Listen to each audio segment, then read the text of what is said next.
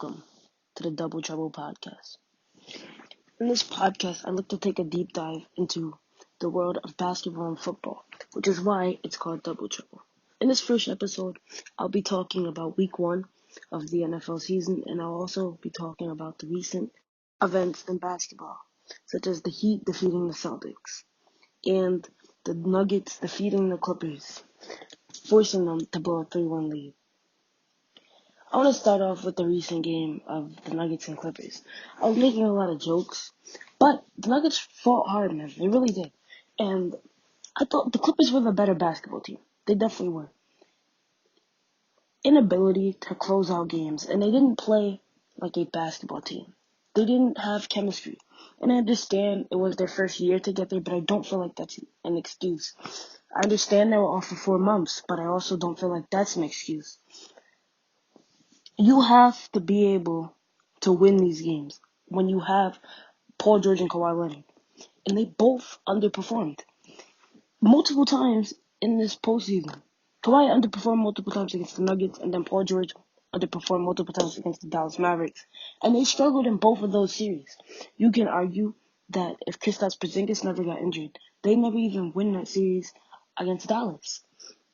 But nevertheless, they did, and they got against Denver, and they won up 3-1. They were up 3-1, and they had a 17-point lead going into the fourth quarter in Game 5. And they blew that lead. They were up 17, and they ended up losing that game. I think it was by like 10 points. And you have to give props to Denver, from Michael Porter Jr., Jamal Murray, Nikola Jokic, for being able to close out games.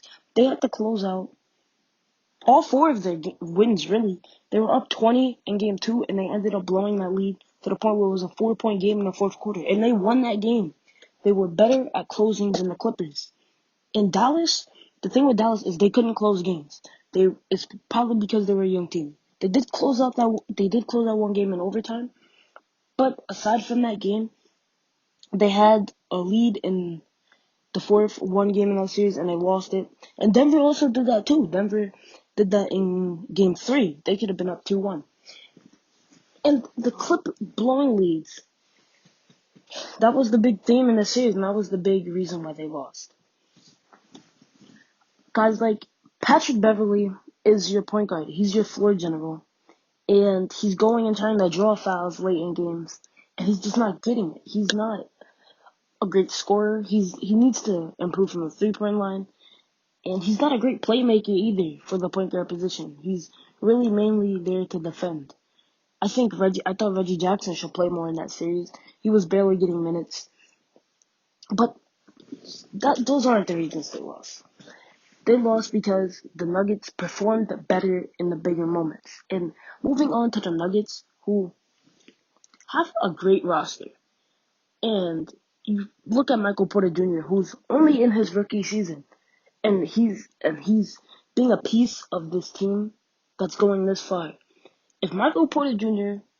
hits his ceiling, which you can't forget that before he got injured, many people say he was better than Zion. So let's say his ceiling is the same as it was before he was injured, which is maybe a Hall of Famer, maybe an All-Star. And if he reaches that, Denver has Jamal Murray, Jokic, and Michael Porter Jr., and they can be a force for years to come. So they go against the Lakers. And previewing this series, the main thing I'm interested in is Denver getting Will Barton back. Will Barton is a valuable piece for the Denver Nuggets. And you may think he's a role player, you may look at his numbers, and it doesn't look like he gives you that much, but he definitely does. He gives you great defending. He's became a better 3-point shooter over the years. And he's a pretty good slasher. And he can also play point guard. The Nuggets did not have a backup point guard on the floor. Gary Harris was their backup point guard. Nikola Jokic was even had to play point guard minutes. They haven't had a point guard this whole playoffs. No. From Monte Morris.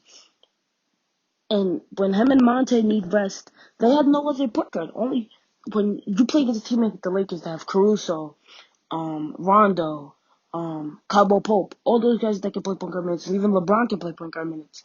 And then you only have 2 point guards? It's not, you can't, and now they can match up with the Lakers' size. Like, if the Lakers go LeBron at the 1, the Nuggets can go Will Barton at the 1. I don't know when exactly Will Barton will be back. He will be back in the series, but I don't know when in the series. Maybe game 1 or 2. So yeah, Will Barton is going to be a great piece. And I think they will move Jeremy Grant to the bench, which is interesting because Jeremy Grant has been playing well. Threes in that Clippers game. He played big defense.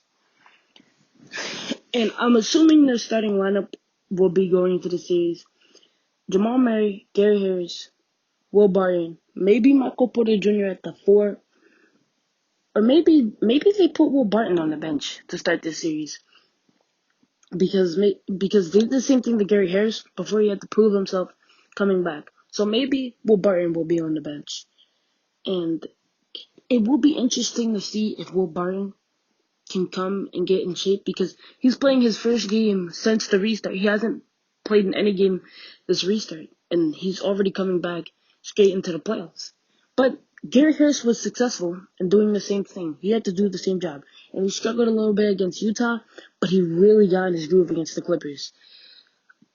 With that being said, I think the Lakers will win this series because you look at basketball's all about matchups. I mean, look at the matchups. I'm assuming Vogel will put AD on Jokic. And Anthony Davis, what he does, he will limit Jokic's scoring. Which, that's not a game breaker for the Nuggets because Jokic can impact the games in so many other ways that aren't scoring. He can pass exceptionally. He had like 22 rebounds in Game 7.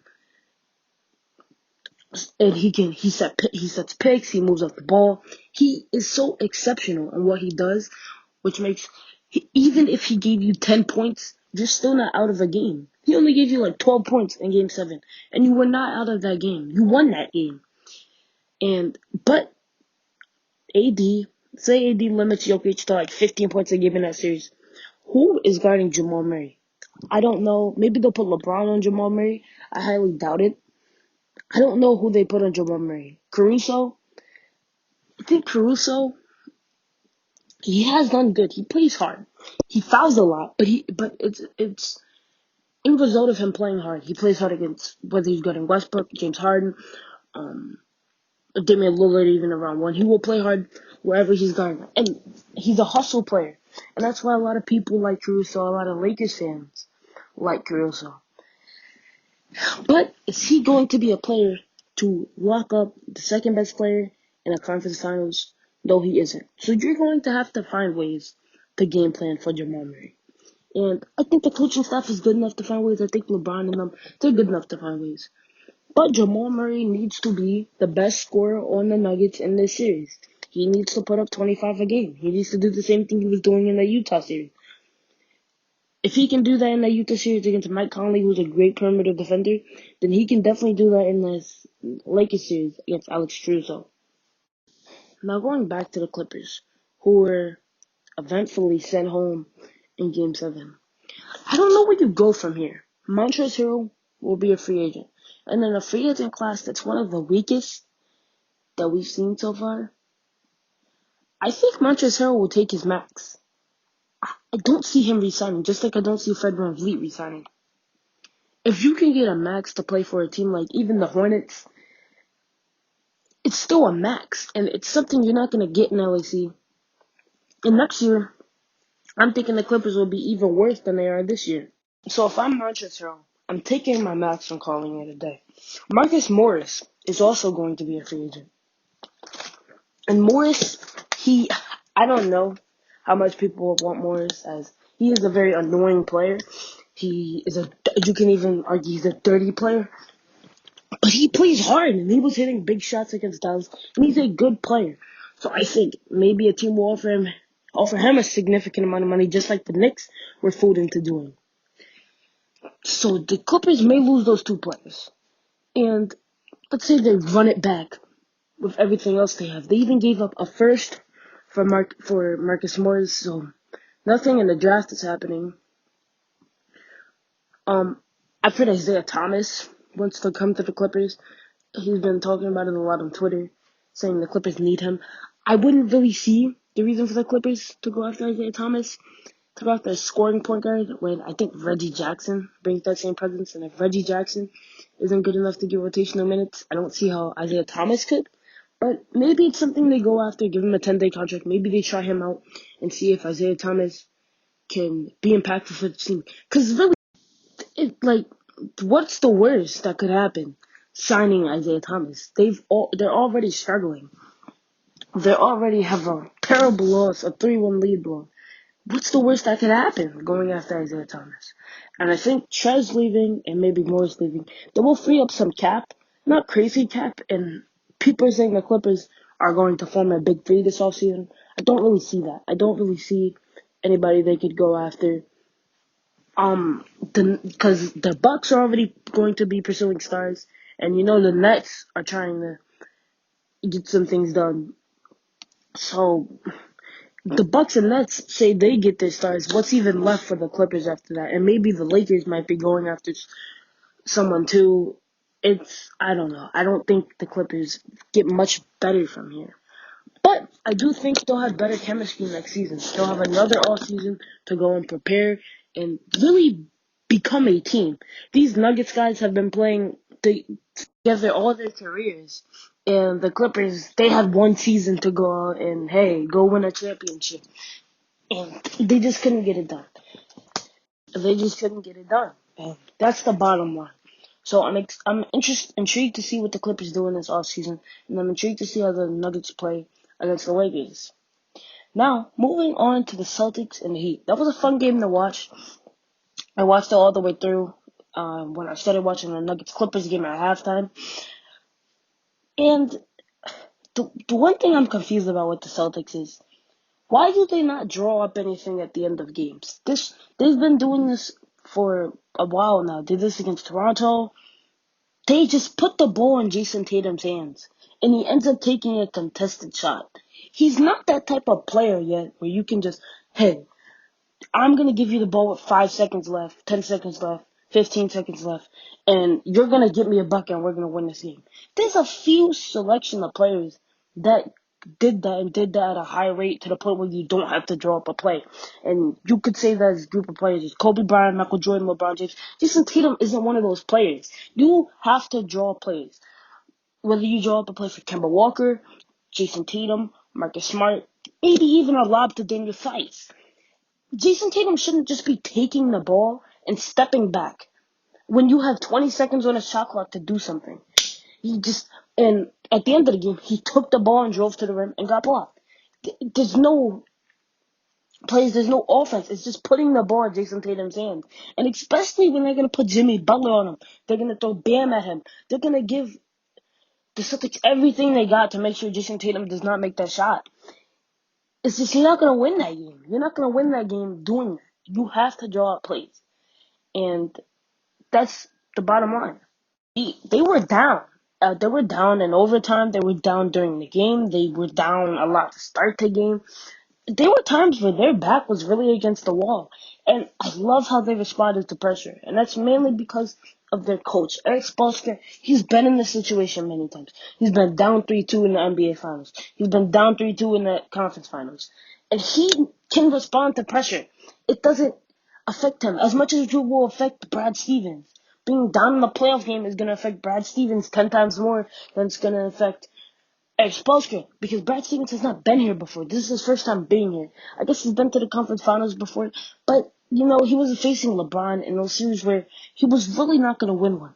This is a time where they're contenders. I don't know when's the last time you've been able to look at the Celtics and say, they're contenders. They can go, and I can see them winning a title. Even in 2018, if they did get past the Cavs in Game 7, there was a lopsided matchup against the Warriors. They would probably have lost that in 4. Especially without Kyrie Irving.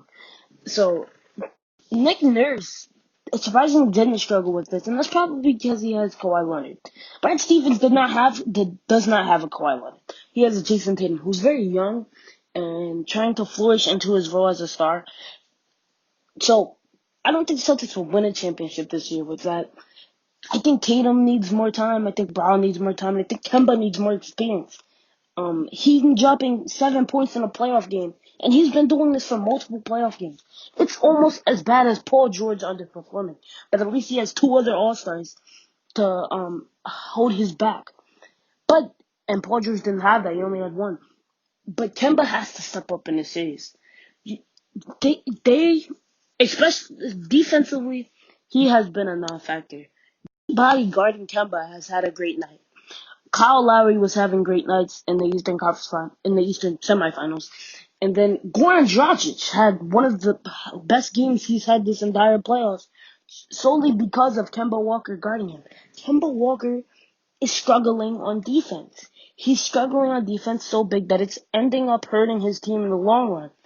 And I have to see how the Celtics work around that. They were able to work around it in the Eastern Conference semifinals, as they were making sure Kemba Walker was not guarding Kyle Lowry at any point in this game. If it led for a Norman Powell three-pointer, so be it. And I don't know if they want to do that in this series, because I would rather just have Goran Dragic drive on Kemba Walker than leaving Tyler Hero, Duncan Robinson open for 3. And the Heat's depth is really scary. Their depth actually plays. Like, the Raptors, Matt Thomas and Chris Boucher don't get minutes in Game 7. But Derrick Jones Jr., Kendrick Nunn, all those guys are going to play in the Eastern Conference Finals. The Heat's depth is probably unmatched. That they've got guys that can go and lock down. They've got Andre Iguodala, who's like a second or third stringer, coming in hitting threes. And he's never really been a 3-point shooter, but he works on that to fit into the system perfectly, which is what makes the Heat so scary. Jimmy Butler is still playing out of his mind. He wasn't hitting threes before the bubble. He would drive in, and that's where he would get most of his points. But now he comes in game 1, hits a clutch 3, and the Heat have only lost 1 game this entire playoffs. They've been the best team in the playoffs. They play like a team. They have star players that do their job, and they are just a good team. I think Boston will win Game 2. I think Game 2 simply is a must-win for Boston. They went up 2-0. The Heat went up 2-0 against the Pacers. There was no coming back. The Heat went up 2-0 against the Bucks. There was no coming back. Boston has to look at those series, and they have to win Game 2. They do not want to be in that situation that the Pacers were in. And if they get in that situation, I do not think they can win their series. So I do think the Celtics will win Game 2. And the Celtics haven't had their back against the wall really ever. The Raptors tied it 2-2, and they won the next game to go up 3-2. And they were never really down in Game 7. They've never been in a position where their backs are against the wall. And if they go down 2-0, I think that's their backs against the wall. In a situation that I don't know how Jason Tatum, I don't know how Jaylen Brown, I don't know how all those guys know how to respond. So, we'll see. But I think Boston will get the job done and win Game 2. Moving on to the second segment of this show, NFL talk. I'm not going to spend too much time on these games because I didn't watch all of them, but I'm going to talk about what I did watch. I was watching a little bit of the Eagles versus the football team now, I guess, and Chase Young, almost got him confused with Trey Young. Chase Young is an exceptional talent, and the Washington football team got that done. They were down 17-0, I think it was. They were down a lot, and the defense stepped up. Their offense is kind of wearing. They don't really have anything. They cut Adrian Peterson. Dwayne Haskins isn't that great. He's not a franchise quarterback. He gave you 1 touchdown in that game. He was struggling early. Like, he's not crazy. He struggled against the Giants last season, but he has some time to. I'm not calling it quits for him after his second season. He's got some time to develop. He's got some time to become a great player. And I don't know if he will do that, but a 1-0 start for the football team is very good. And the main game I did watch, start to finish, was the Saints Buccaneers, as I am a Saints fan. And I like the way we played that game. It really showed me that we're gonna win. That I think we can win this division. We have a better team than the Buccaneers, and we have yet to play the Falcons. That's going to be interesting. The Falcons have gotten a lot better with adding Todd Gurley. The Panthers aren't terrible, though they did lose their game one to the Raiders. I was watching a bit of that. That was not the greatest game for the Panthers, but I think Teddy Bridgewater has some time to get into his starting role. Really, he just became a starter, and Tom Brady, he's getting older, and he's also playing with a group of guys he's never played with. He's also playing with a group of guys he doesn't know how they work. He he's going to struggle in the series a bit. He's going to struggle in this season. I think the Buccaneers are going to make the playoffs. The Buccaneers still look like a dangerous team at times.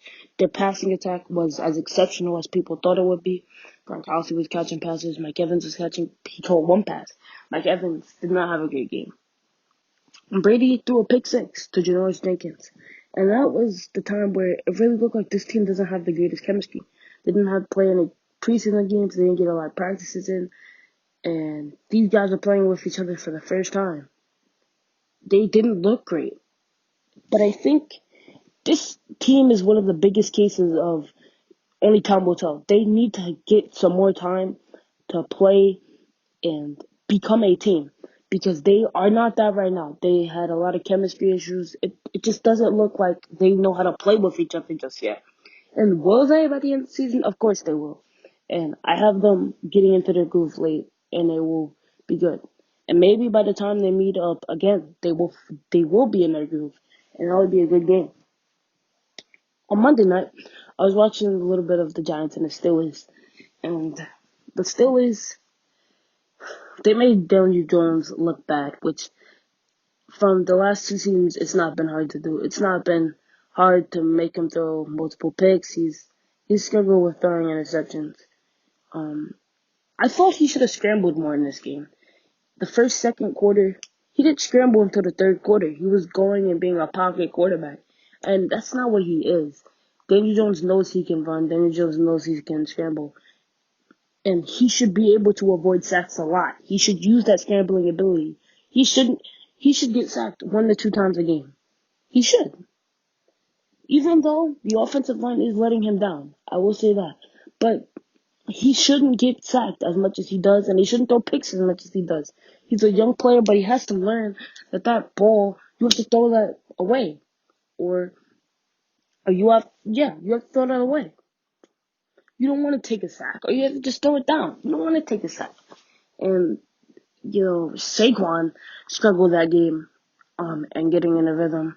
He didn't, his last season was not great compared to his rookie season, and I hope I don't get deja vu of that because he's a great player when he's at his best, and I need him to be at his best for the Giants to succeed. I really do. I don't want to see him struggling. So, and the defense of the Giants, they were getting stops early. They didn't really get an interception or anything. They forced one fumble, but it was covered by Juju. They were struggling against the pass late. They It's not the greatest defense in the world, but we already knew this. We already knew they wouldn't be a great defense. We already knew they're not going to be a playoff team. They're not going to take those strides this year. And, you know, for the Giants standards, I think they played a good game. They only lost by 10. I think they played a solid game. The Steelers did look good. Their passing attack has gotten better. They have a new running back in Benny Snell. They have two running backs that can take the load now, which was something they struggled with before, with James Conner having to take the whole load. Ben Roethlisberger looks back in form. He had to really play himself into shape because in the first half of this game, he didn't look amazing. Then in the second half of this game, he looked much better. So, yeah, Pittsburgh starts on 1-0, which I feel like is going to be a tough division. Every team in that division is solid. The Bengals aren't terrible. The Browns, I hope they make the playoffs, but they look like they're going to be disappointing again simply after they were blown out the water by the Ravens. That was crazy. I didn't expect that. So, and then you have the Ravens at the top of the division, which they're going to be at the top of the division this year. The Ravens, they're going to have a great season. They're the Ravens. On Wednesday night, the Chiefs and the Texans, which was the second game I watched whole way through. The Chiefs played pretty well. The Chiefs played really well. They looked like they could repeat. I have them going back to the Super Bowl. and I probably am a little biased when I have the team they're facing in the Super Bowl. But it is what it is. The Chiefs are looking great. They're looking like they want to go back. They want to repeat. And now they have a rushing attack. Their main thing when you were defending the Chiefs was you didn't have to worry about the run. You just had to worry about the pass because ever since they didn't have Kareem Hunt, they didn't have the greatest running backs. They didn't have a running back that could take you 50 yards down the field. And now the Chiefs, they're doing both. They'll give you 10 passes and 10 rushes in one drive. They'll give you 30 passes and 30 rushes in a game. They can do both now, which makes them even more scary. Clyde Edwards-Helaire, he had a really good game against the Texans. He looked nice. They couldn't take him down because they probably weren't expecting a running back to be the reason they lost. David Johnson, he looked pretty good, and he got the Texans into a lead early, and they just didn't have the passing attack that they once did. And that is because of the loss of DeAndre Hopkins. Will Fuller had a decent game. Brandon Cooks you couldn't even know he was on the field if you didn't know the rosters beforehand. J.J. Watt, he was getting pressure, he was trying his best. But the team's just not good. Some people have the Texans going to the playoffs even without Hopkins. I don't think they will make it. They're gonna have a lot to work on this season, and maybe they will do better. I'm not counting them out just yet, but they didn't look good on Thursday night. And this Thursday night, we'll see the Browns and the Bengals, which is a game I'm kind of excited for. Joe Burrow versus Baker Mayfield. It's gonna be interesting because if the Browns start off 0-2, I think that's showing everybody they're gonna be disappointing again, and they're just not good. And this team will just never be good. They even added Austin Hooper. They had Beckham, Hooper, Landry, and Hunt, Chubb. If they still can't be good at that point, it's like, what more do you do? I don't think there's any ceiling for the Browns if they're still not good this season. Um, and another thing I want to know about the Cardinals game. The Cardinals, they showed up. They looked great. DeAndre Hopkins had a big catch in the late moments of that game, and that was what we expected. The Kyler Murray, DeAndre Hopkins duo was what was going to lead the Cardinals possibly back to the postseason. And they knocked off the 49ers, if you want to win, that's the team you're going to have to be. If you want to even make the playoffs, you're going to have to at least split the season series with that team. And it's going to be interesting when I go against the Seahawks. Richard Sherman was injured, so I guess we can't really talk about how Richard Sherman and DeAndre Hopkins will match up. He got hurt. He didn't play that much in that game. But it's going to be interesting to see what the Seahawks will do against the Cardinals. And that's going to show how good that team will be. There are 3 1-0 teams in the NFC West right now. And the 0-1 team was just in the Super Bowl. All 4 of those teams could be playoff teams, but only 3 can make it. So that's gonna be fun. That's gonna be fun to watch. And I couldn't even give a prediction on who I see making it because the Rams with Jalen Ramsey, I don't see them missing the playoffs. The Cardinals, after adding DeAndre Hopkins, they look really good. I couldn't really predict against them to miss the playoffs. Then the 49ers, though they did lose Emmanuel Sanders, they were just in the Super Bowl. I don't see them missing the playoffs. And the Seahawks, they're probably going to win the division. They just added Jamal Adams. They're definitely not missing the playoffs. And the NFC East is interesting. There's 3 0-1 teams. I think the Cowboys will pick themselves up. They struggled that game, but they didn't play terrible. I've seen much worse Cowboy games where Ezekiel Elliott only gets 50 yards. Dak Prescott throwing interceptions. Compared to those games, they just played okay for Cowboys standards, and okay just wasn't good enough to beat the Rams. The Lions, I was watching that game. Swift, he didn't catch it at the goal line, and the Bears were down, really down early, and they picked it up. I was surprised. I kind of writ Mitchell Trubisky and the Bears off because he's simply not that good of a quarterback. He's struggles. They've just been the epitome of the Bears' problems for the last few years. And I thought Nick Foles was probably going to play some games by week 7.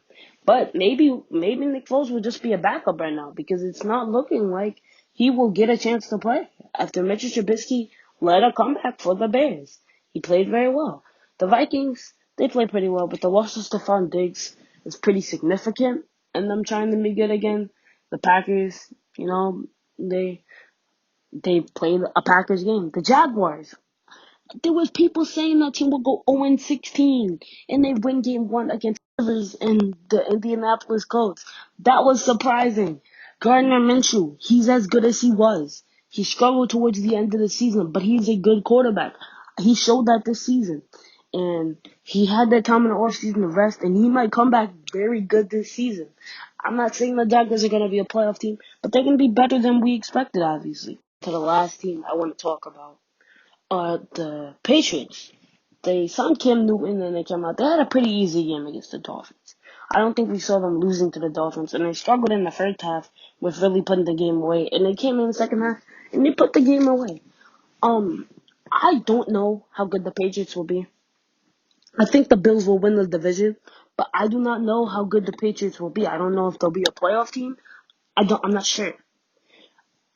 They looked good tonight, but again, it's the Dolphins. Anyone can look good against the Dolphins. I have to see them play bigger competition tonight. I have Cam Newton winning comeback player of the year. I think he will have a very good season, and I hope I'm not wrong about that.